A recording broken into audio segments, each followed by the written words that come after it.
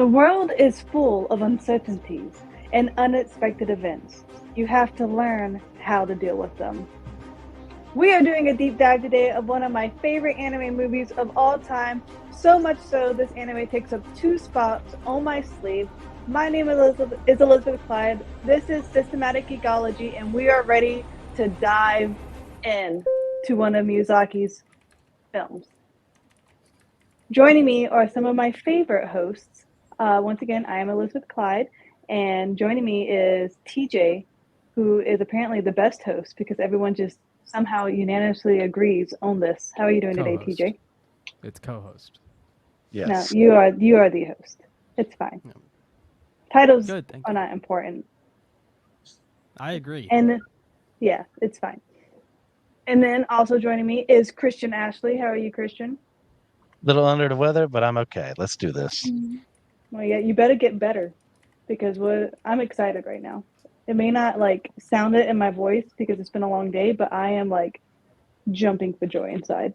And then my Pokemon fanatic friend, Barb, how are you doing today? Good, tired, but good. It's just one of those days. Is it raining where you're at too? It's raining where I'm at. So It's been raining off and on for the past like 3 weeks, so I'm kind of used to it by now. It's fun. And then we have a special guest. This is my second time meeting him, but I just found out we're pretty much best friends because we're from the same area, and I'm going to get coffee with his mom soon. Herbie, how are you doing?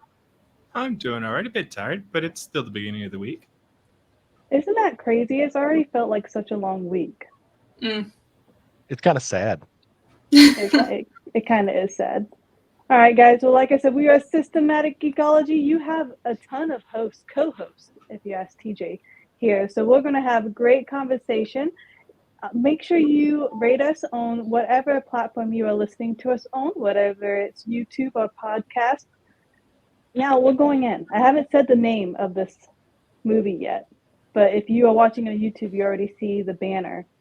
We're talking about Spirited Away, and I'm so excited. Like, you guys don't understand the emotional connection I have to this movie. And so before we even get into the movie, into the details, into the deep dive, I need to know, what is your relationship with this movie? With me, I watched it on VHS. Skipping some things, Pang. It's fine. I can go out of order. I am the lead one. I am host one. I am General Commander I right just now. wanted to make sure that you weren't forgetting them. No, And you know what? It's fine. Yeah. We are establishing relationships. Yeah, it's fine. Okay. This is why I said TJ was number 1, and now you bumped to number 2 of my list. I mean, that's fine. So Christian, TJ? This is true. But Christian, tell us your relationship about Spirited Away. Well, since I so rudely spoke up, I'll go ahead. And I watched this movie a couple of years ago for the first time. It was one of those I didn't watch when I was younger. Just kind of went by and saw it a little after college, I think, and had a blast. I really love this movie. I watched it earlier today just to refresh my memory. It's got a lot of engaging stuff. I love the yokai we see, the spiritualism we get into, the bit of the Shintoism we get into as well. It's a very fun movie. And TJ, what is your relationship? Yeah, so I saw Howl's Moving Castle. Well, I'll get there in a second. Just hold on. I saw Howl's Moving Castle when it was on Cartoon Network in like 2007, 8, somewhere in there, something like that. I was like, wow, that's awesome. That movie's great. I can't wait to see more movies like that. And, I was 9, so it wasn't really easy to find movies like that. But we had ended up with a copy of Spirited Away at my daycare. Was it DVD or VHS? It was DVD. Oh, okay. Yeah. So I'm not as cool as you are. That's but fine. So I saw this at daycare for the first time. I was like, well, yeah, all of these are fantastic. Gorgeous movies. It's so gorgeous. What about you, Herbie? So the first time I watched this movie, I was watching it with a friend who was having a bad day. And this movie is like her comfort movie. If she's ever having a really hard time emotionally, this is the movie she wants to watch. And so probably in the last year, I've seen it like 6 times with her. As you should. Because anytime she's having a bad day, this is one of the things that she defaults to watching. Dang, she's only had 6 bad days in a year. She's doing good. Really bad. Impressive. Oh, I guess that we know of. All right, Hmm. Barb, I saved the one of the best for last because Best for we have last. Pokemon Kindred Spirits, and I feel like Barb and I are probably the most similar in taste. So I'm very Probably. excited. Probably. Tell me your connection with this movie. Well, I grew up, my older sister, she's 7 years older than I am. We have similar tastes, and she was the one who really introduced me to the whole anime video game genre. And so she first introduced me to Kiki's Delivery Service and Nausicaa. And so I'm like, okay, well, what other movies have come out over the years by Hayao Miyazaki? And so Spirited Away was definitely a big one. We managed to drag my parents into watching Spirited Away with us too, which is a big deal because my dad is kind of anti-anime, but he actually really enjoyed it too. So I'm a big fan of, Eastern Asian dragons and Japanese mythology in general. So it's definitely a good movie to watch if you're into something like that. It's such a good movie to watch. I can't recommend this enough. So, Spirited Away is a 2001 animated fantasy film directed by Hayao Miyazaki and was produced by Studio Ghibli. So, this is one of the Ghibli, I always say triune in my head. It's Spirited Away, My Neighbor Totoro, Howl's Moving Castle. Like, in my opinion, those are the top 3 Ghibli movies, and I will fight you for them because whatever you say that is against that thought process to me is just wrong. Spirited Away is number 1. So it's a renowned film for, as Christian was saying, the richly imaginative world, and like the animation is beautiful. The emotional depth is beautiful. And so I have such a passionate relationship with this because when I was little, my grandma would always buy VHSs. And every time I would go to grandma's house, she would have a different VHS. And she didn't know what she was buying. She saw a cartoon and she probably just saw it cheap. So I was like 9 or 10 when I saw this. And then so it was my grandma who probably got me obsessed with anime because, like you said, Barb, I knew we were the same. Like I saw Kiki's Delivery Service as well, like on VHS. And I just loved those type of movies. And so I kept seeking out Studio Ghibli, even in my adult life. So such a great topic. Who wants to get started of what this is about? So we're going to follow a young girl named Chihiro, who is the main star. If you like Ariana Grande, she has a Chihiro tattoo. I just felt like you should all know this. It's just important facts. So who wants to get started with what this movie is about? I can take it away. Do it. Oh, go ahead, DJ. No, I was gonna say I feel like you or Christian should answer. Should start. Okay. So we start with a little girl named Chihiro. She's about 10 years old, and her parents are moving to a new place. She's very upset because she's leaving her friends behind and everything she knows to go to a new school, a new house. And her dad decides, hey, I'm going to go take a shortcut because it's such a very big dad move that gets them lost.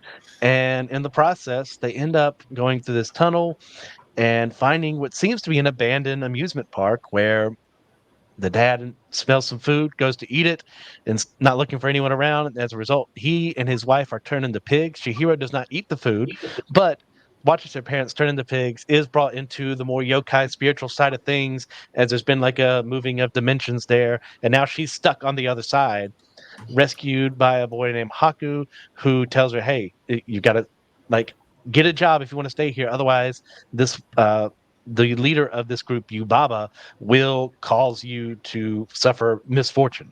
So she befriends a guy named Kamaji and a girl named Lin to work in this place. But as part of the deal, Yubaba steals part of her name away and then renames her Sin, which I think is how the kanji is used in her name. I'm not a Mm-hmm. Japanese language expert, but I think she takes the Chihiro part out and just leaves Sin, putting her under that contract. So it's her living in this very spiritual bathhouse kind of place where yokai will come in and get clean, dealing with all of them, while also trying to find a way to get back to her parents, finding out who Haku really is and her actual relationship with him because he knows her name and she doesn't remember why. And we find over the course of the film that he had actually saved her life years ago from drowning in a river that no longer exists. And she's able to eventually finagle her way to get her parents back to their human forms. They have no memory what happens, but it's heavily implied she does is she leaves to go to the other side with the hope that one day she may be reunited with Haku. See, this is why you are so good at summaries. I would have just dragged it out because I would have like nitpicked on like little details. Like, for example, my favorite character is not Haku, even though when I rewatch this film to this day, I feel a little cringe in my soul because I'm still attracted to this little boy as a 32-year-old. And I should not be saying this as film, but that's kind of how I feel. And it's not okay.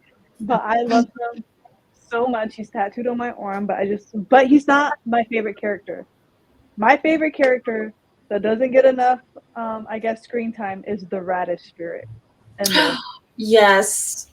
the radish spirit, Yes.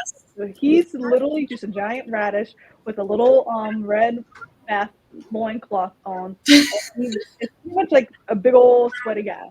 And he helps Chihiro get to the top of the tower. And so because she's a human, she smells bad. So she's really trying to just sneak in, and everyone is against her. So she's in this new world. She's already feeling helplessly lost because she was taken away from her homeland, like her homeland, like, her city that she was living with. Now she's taken away from her parents.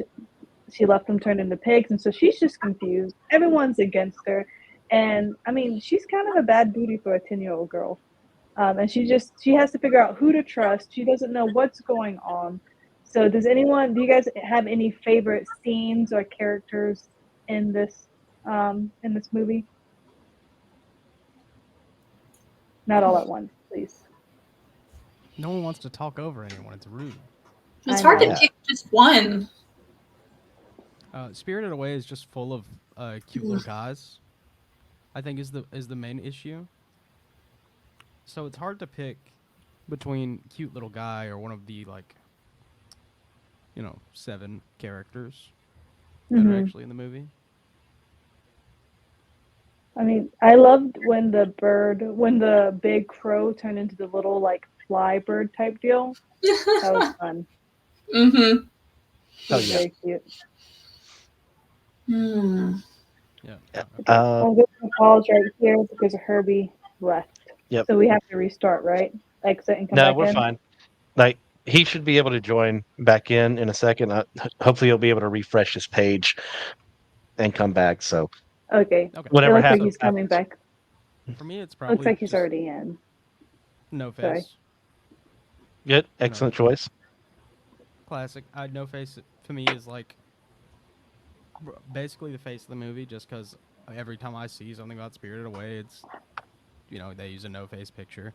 Why didn't I He's not- send Christian pictures of myself? Go ahead. I'm sorry, TJ. I'll tell my story in a second, but I'm having regrets right now. Go ahead. Mm-hmm. Yeah, No Face to me this is who I think of when I think of Spirited Away. I don't know why. Probably because when I watched this, I was also really into Bleach, and he looks kind of like a hollow. Yeah. That's also what I always thought of with this guy. Yeah. Yeah, I'll second TJ on this one.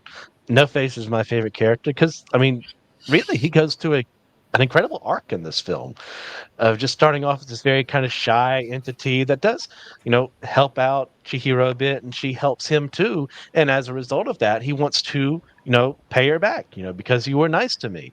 I want to help you out. But seeing other people and getting corrupted by the influence of the bathhouse, he leads a more gluttonous and greedy existence because it just seems like he just picks up on those things from whoever he eats. And we see that there's a little frog guy who gets brought up into No Face, and he obtains his greed, and then sees how he makes everyone happy by giving them gold that he's just making. It's not actual gold, we find out in the end. But that doesn't bring him happiness, and it doesn't bring Chihiro happiness either. Because, hey, he helped her out in the moment of she really needed that little marker thing they have to bring the water down for the bathhouse. And he saw, oh, well, she likes me because I did that. Maybe if I keep doing that, thing will happen. But then he learns, oh, well, just pleasing people isn't good enough. I need to actually understand people, get along with people. So it's a very subtle bit of character development. I think he's got the most in this film. Hmm.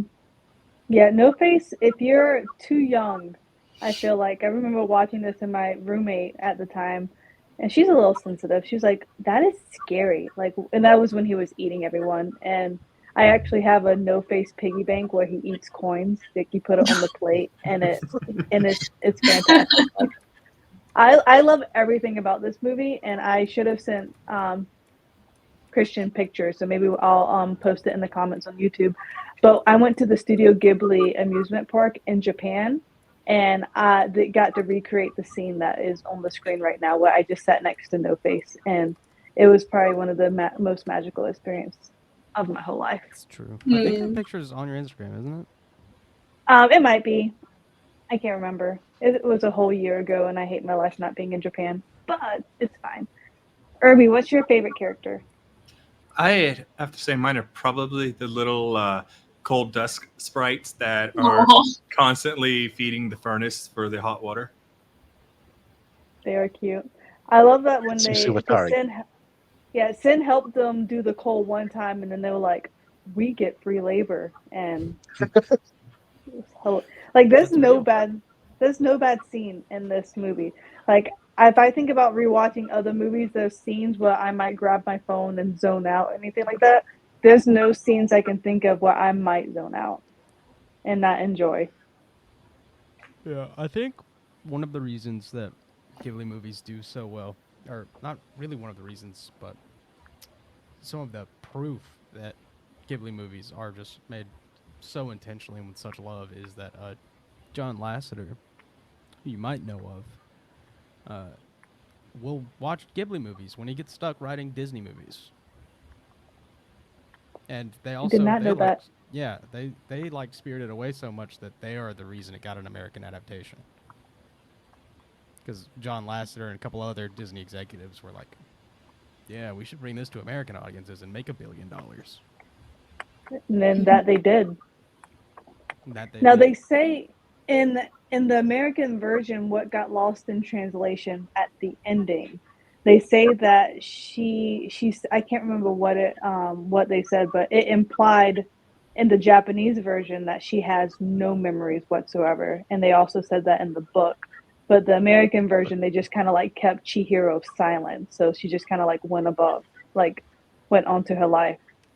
So, Yeah, I'll what do say you that's guys a think about that? terrible ending if she remembers none of it. Yeah, well, but Like, Japanese version in the book, like it's implied it was all a dream. Like she doesn't have any concrete memories of it. well, then they fail completely because there's this scene right before where her parents are like, "Hey, what happened to all this dust build up here on the car?" And like that's not going Yeah. to happen unless they've been gone for a while. So Well, I Hmm. they think that's thought it a was a terrible prank idea. though. They thought Well, someone came and pranked them. that's a super And specific prank. That's You know, It those would Japanese be. teenagers. What do they do in their spare time? Just like, And oh, we're then what gonna are go they like going to put do some. whenever they get to somewhere else and people ask, well, where have you been all this time? well, yeah, Yeah, starting a new job. I felt that too. I'm like, well, the movers were supposed to be there forever ago. But then you think as well, it just leaves so much whimsy if you don't know. And so this is why I've read hours and hours of fanfics because I'm still not satisfied. And it's not over to me because I'm like, what happened to his job? Well, did time stop while they were there? But it was implied not because of the car. So you don't dang know. I think, but for the go record, ahead. dust on the car, super funny, hilarious prank. If it wasn't so much Uh, work to pull that off, I would do that to somebody. wow. Well, I think this is a very fair folk quality to this film, dealing with the Fae or dealing with yokai, in a sense of you leave to a separate alternate dimension that lies, parallel to Earth, this little pocket reality.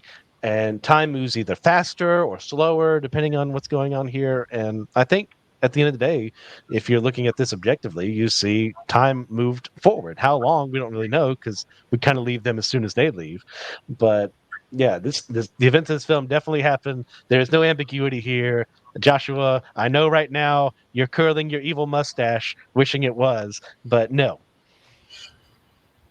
It's funny. That's true. It's true. Josh does love a little bit of ambiguity. I I'd just say I it's just commitment want issues, but he's married, so But I also think it's good that they don't quite answer those questions at the end because they've told the story that they're going to tell. They don't need to worry about what comes after because that's not the focus of this time of story. It's about Shitori and how she interacts with the spirit realm, yep, it's about being spirited away. not I about being love spirited back. It's about the time away. Hmm. I love because Christian mentioned before, Shintoism and stuff, and so with it's called Spirited Away, but if you watch other animes or Japanese dramas, they ask someone if it's like, what did you do? Just get spirited away? It's almost like a phrase that they use of people going to another world and then coming back.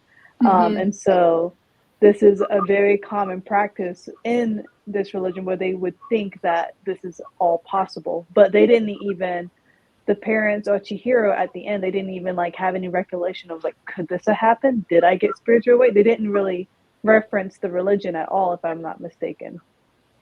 I would say I think it's for the better if the parents don't remember being turned into pigs. I would have eaten Yeah. them personally. Like I'm such a fan of you play stupid games, you get stupid prizes, and they played a stupid game, and so I want just Sin and Haku to go live together and be forever, and then the parents can just stay pigs and be eaten. And that's Liz's fan fiction version of the whole movie. But let it be said now, I'm never traveling in car with Pang again. If the car stalls, like 5 seconds after, he's going to be looking over. It's like, well, time to eat. I just But say I'll get I on a would plane I with Pang. wouldn't have eaten that food. I would not have eaten that food.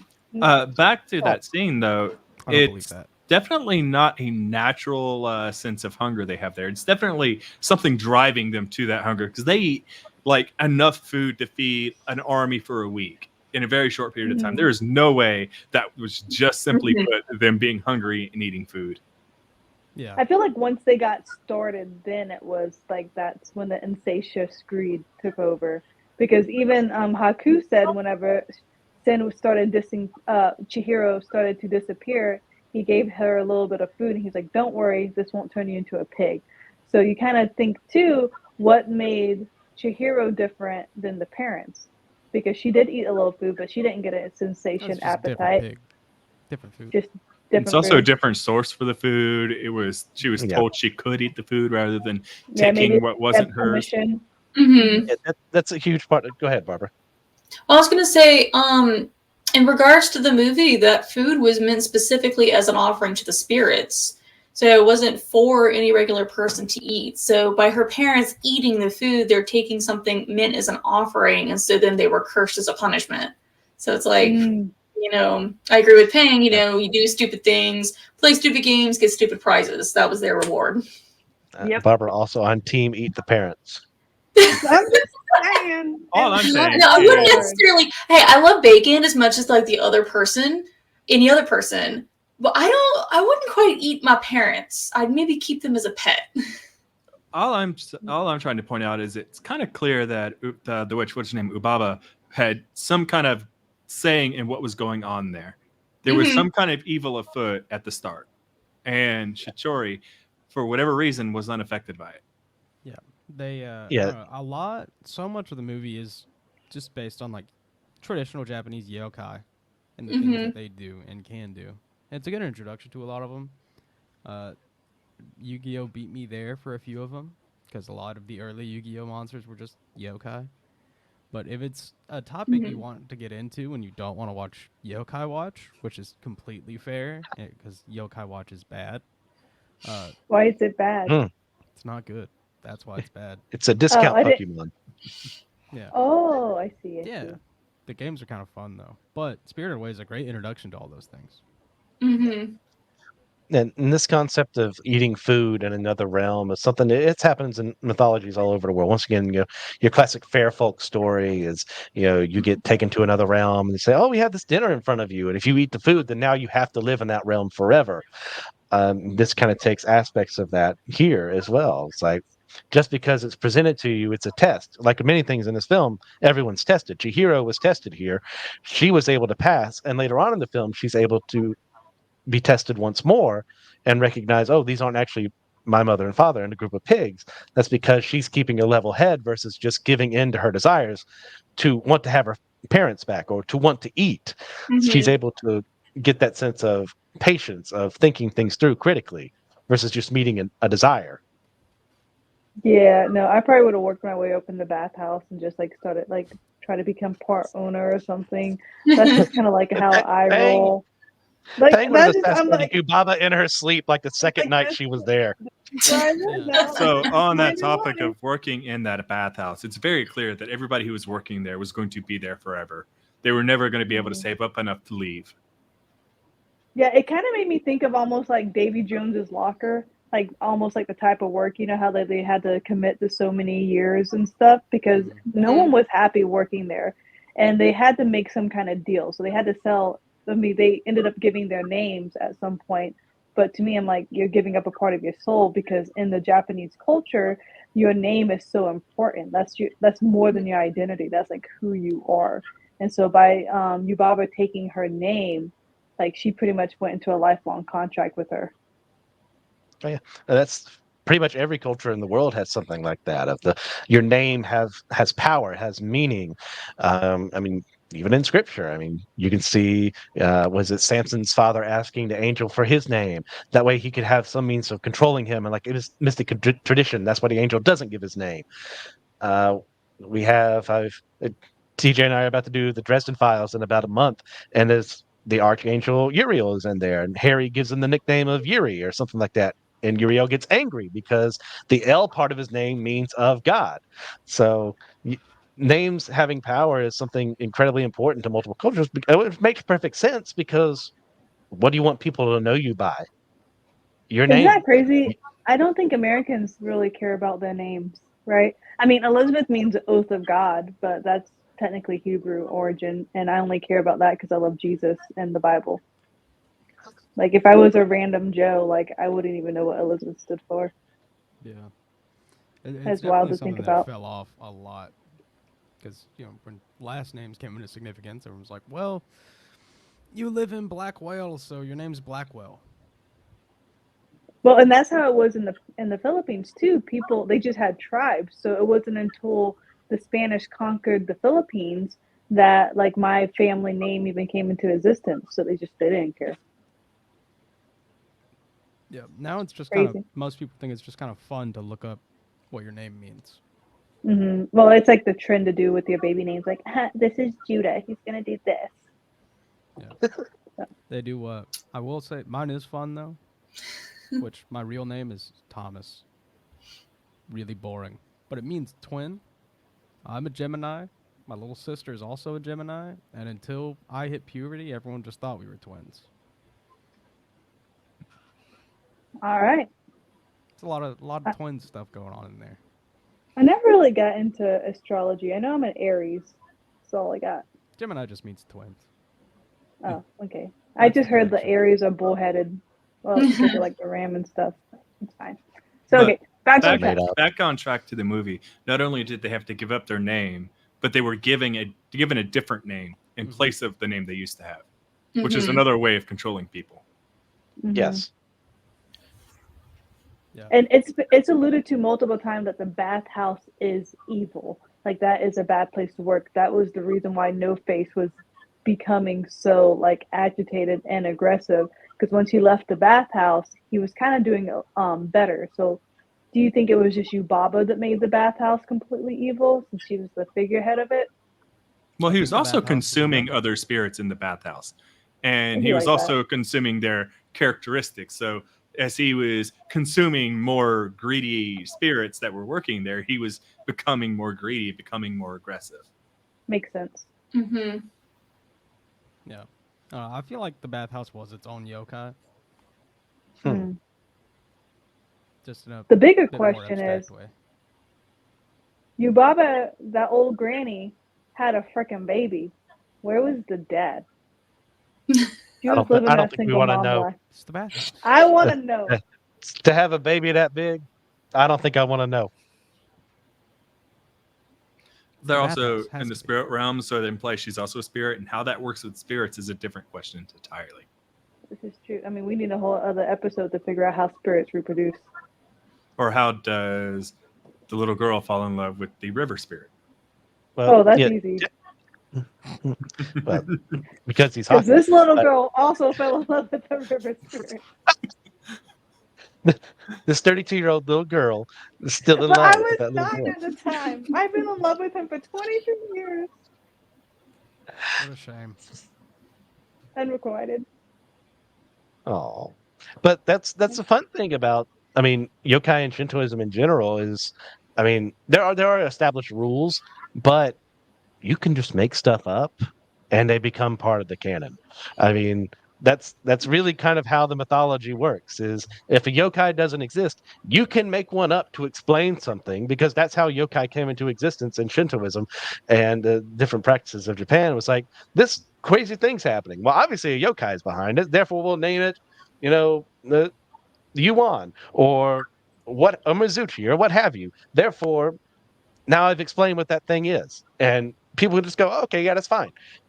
And then the next time something pops up, yeah, we'll just name that thing too. So it's infuriating from someone who likes the consistency to things, but from the standards of the religion itself, it's fine. You just add something else. Yeah, it's crazy to me in Japan. Like, you know how there's a church pretty much on every corner you can think of, but mostly the church all agree that there's one God if you go into a Christian church. But there's so many different shrines and temples in Japan, and like even like mini shrines, and each of those shrine holds a different god. And so you Mhm. can't even keep up with how many there are, and kind of like how Christian was saying, I just feel like it's like, all right, what do we need right now? This. Now the god of this dwells in this little temple thing. And some of them are gold and beautiful. But I mean, it's all a part of Shintoism, but it's such a reference and such a deep culture in Japan. And I'm curious how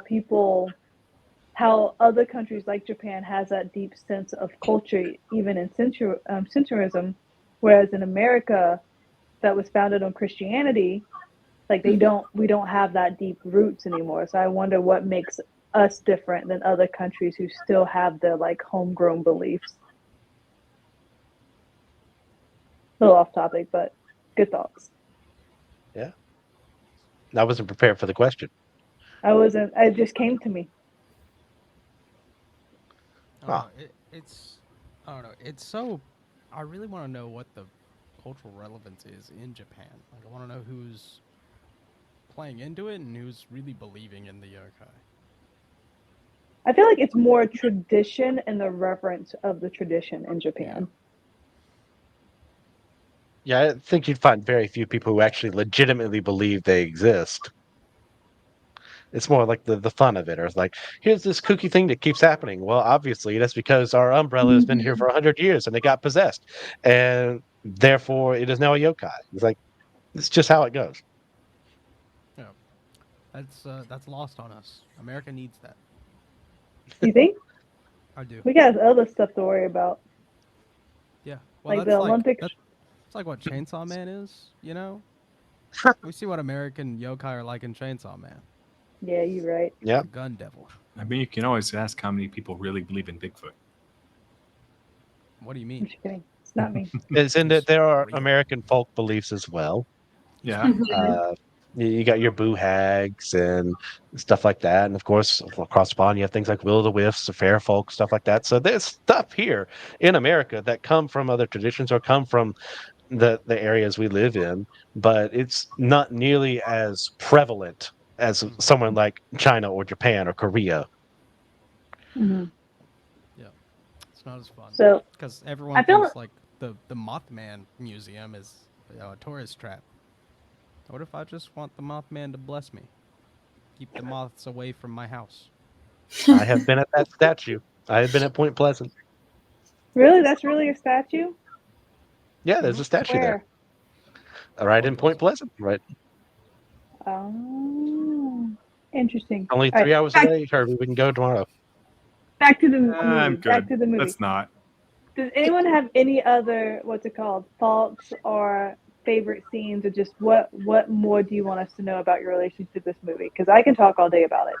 So while the little dust guys were my favorite character, my favorite scene is probably where uh, where she's leaving the witch's sister's house, and she's back with the spirit, and they're flying through the air, and she remembers what his name was, Mm-hmm. which releases him from the spell of Ubaba, and he can then act on his own accord again. Yes, yes, it was beautiful. I just want them to fall in love, and they do. They have that friendship love, though. They do have that friendship love, but I wanted more for that 10-year-old girl. What? I am with Pang on this one because that shipper part of me is there too. But I also recognize age-wise here, there's a bit of a gap. One of them is a Nope. little immortal spirit, the other 10-year-old girl. So I prefer Yeah. she be, a little older, a little more capable, a little more This is worldly. also where I feel that it's good that the story just ends at the end of this episode, because I think it's somewhat implied that there is going to be some form of a bond between them after this. There's going to be a reunion. We just that's one thing we don't need to see on screen. It's implied it's going to happen. Yes. Now, I love that No Face stayed with Granny, though. Like, No Face getting a place to belong was a highlight, I would say, in this, Mhm. this movie.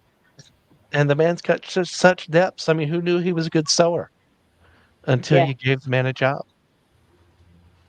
Hey, what were you about to say, Herbie? I wasn't about to say anything. Oh, just kidding. I lied. Well, Anyone else? what do you Barb, think? go ahead. Okay, what do you think of the idea of like Chihiro's character the entire time of just being this genuinely good person who is unconditionally nice and being rewarded for that? What do you think the film is trying to say about that? I think it just shows that she's a better human than I will ever be. Well, she also, like, even not to her own benefit, she benefited everybody around her. Everybody's life became better because she was not greedy. She did what was right. Now, a lot of times it seemed like she was just aimlessly going through what was happening around her, not even being able to process everything. In fact, you see her break down once or twice in the movie. But she ultimately doesn't act in her self-interest the entire movie, and everybody around her comes out better because of it. Yeah. And all throughout the movie, she always had, like, even though she was lost, she always kind of had a goal throughout. So, like, Haku was like, go get a job. And then Kamachi was like, go see Yubaba. Then Yubaba was like, you work for me now. And then it's Lin, and now she's training. And then she has all these, like, different tasks. And I like the river, not the river spirit. Was it the river spirit? The one that came in stinky and then he left? Yes. It was a river spirit. It That was. scene Yeah. was fun. I want to smell what she smelled. I mean, Because it was supposed to be You are putrid. alone there, I think. oh my gosh, yeah, you're definitely alone there. I'm just But curious. I know I what think River this Mud is what, smells like. I'm good. yeah, this is what really sets her apart as a protagonist in that everyone else here sees someone in need of their services and goes away. And there's not a good Samaritan moment here. I'm not trying to equivocate the two, but you understand what I'm trying to go to when I go that way is that she has noticed someone who needs help. She just got here the other day, and yet she has enough presence of mind to give up of herself, to get muddy, to get dirty in order to help someone else in need. And I think that's a very important part of this film, and that she's rewarded for that with the little The medicine medicine. ball thing. Yeah, because she was kind, because she went the extra mile for the sake of someone else. That she doesn't know this guy's name. He stinks. It's terrible. Why would you ever want to be in that situation? I But mean, to she be does so fair, anyways. she didn't really have much of a choice. She's being told to do this, and her parents' life is on the line. Yeah. Mm-hmm. Yeah. I would have But been there like, are bye, other people who mom. would have Bye, given up. dad. Me. Yeah, I am Pang the other would have people. given up after eating her parents. This scene wouldn't have happened. But I Chihiro, being a I better would have person figured than out something to do. Mm-hmm. I would have. Yeah. Charge him double.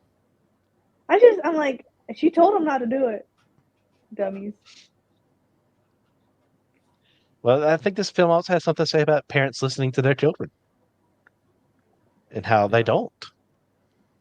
This That is has a good point. consequences. It does. So many. I don't know. I really All like right.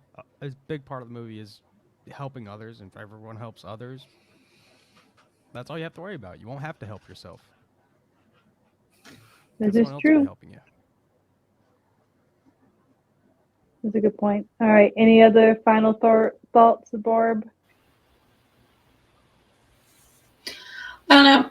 Just thinking about the movie makes me think back of like all the different unique characters. I think one of my favorite scenes is when she meets Kamaji for the first time and she's flying down the stairs going through the garden.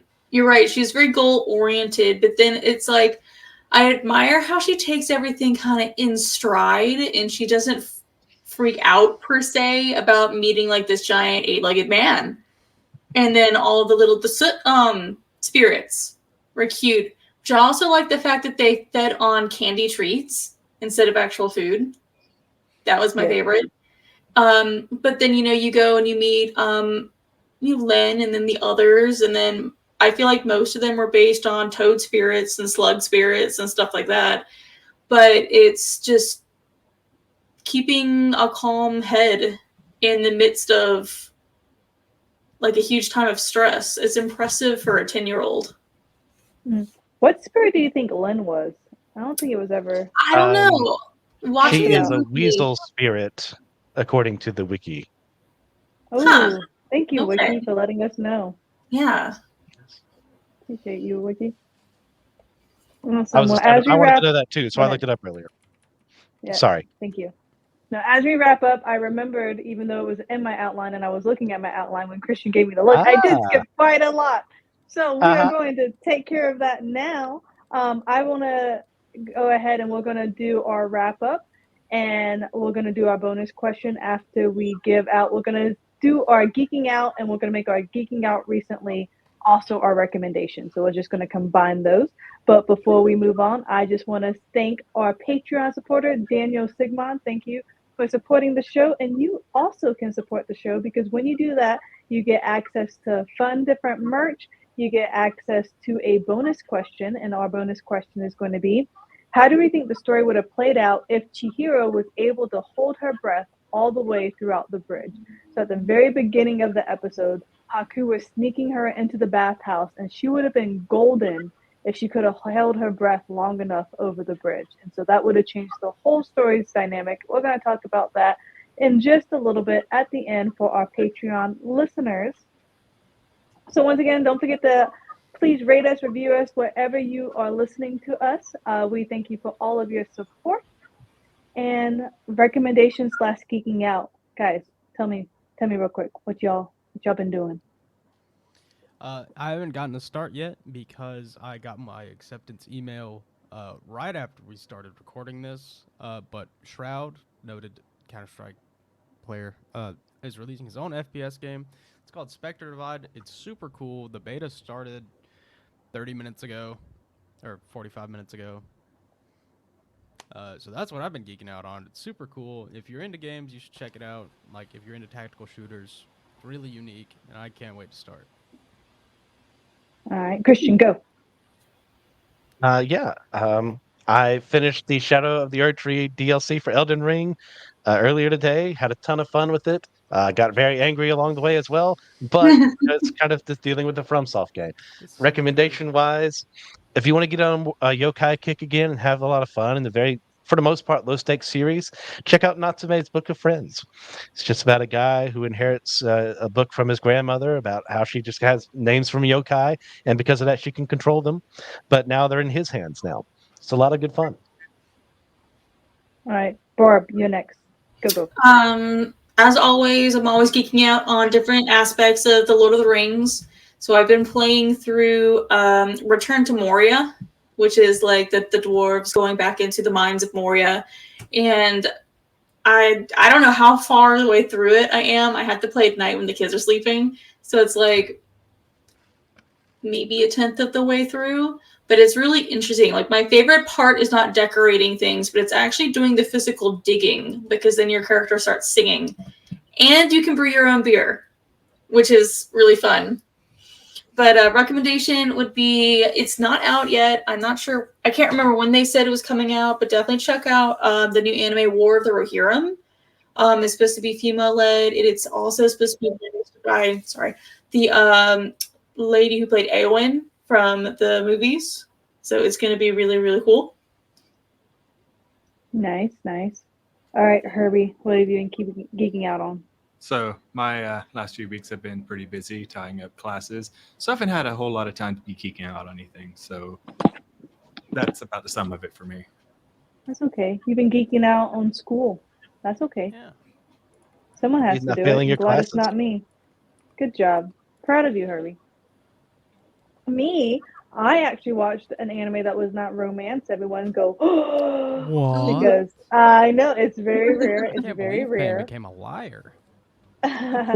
But it's y'all have already seen it because I'm late to like the non-romance animes. Kaiju number 8. Yeah. Oh yeah. I watched like all 12 episodes. I loved it so much. I don't know why I loved it so much, but everything was fantastic. And for recommendations, since Barb talked about digging and made me think of a show that I adore. It's called Mythic Quest. And so it's about 2 gamer designers, and they just like how they go through the process of designing and creating the game Mythic Quest. And it's so funny. And like one of the main characters is Poppy, and she was so excited about the shovel. And she's like, the shovel's going to be life changing. And then the other designer was like, no, they're just going to dig penises all throughout the game. She's like, no, they're not. And it's just hilarious. Like, so definitely watch Mythic Quest. It's so fun. But yeah, any other last minutes before we sign off and do our bonus questions? This is your chance now to speak. Why Did are you you want to rate holding the up? movie? Oh, rate it. I mean, I thought it was obvious. It's 10 out of 10. Go ahead, everyone rate. 9. That's fine. You're wrong. I would say 9 as well. Wrong. All right, go ahead, Borb. 9.5 for me. All right, I'll give it a semi 9. wrong. All right, well, wrong. Except me. Oh, Got it. That's Cool. a great All right. score. Out of It- those, it's- score is it's- 10. So it's a good rating all around. if I had the same nostalgia attachment to it, I probably would have given it a 10. Yeah, Like you can't beat 46 nostalgia. A 46.5 out of 50. That's an insanely good score. Is that like a score on some kind of website? No, that's our scores added up. Oh, you just added He them did up the real math. quick. Wow, impressive. So impressive. All right. Well, guys, thanks so much for watching. If you enjoyed this deep dive, make sure you check out other movie reviews we have done. Thanks so much for listening. Thank you again, Daniel Sigmund, for being a patron, and I hope you enjoyed this bonus question coming out. So remember, everyone, we are all a chosen people, a geekdom of priests.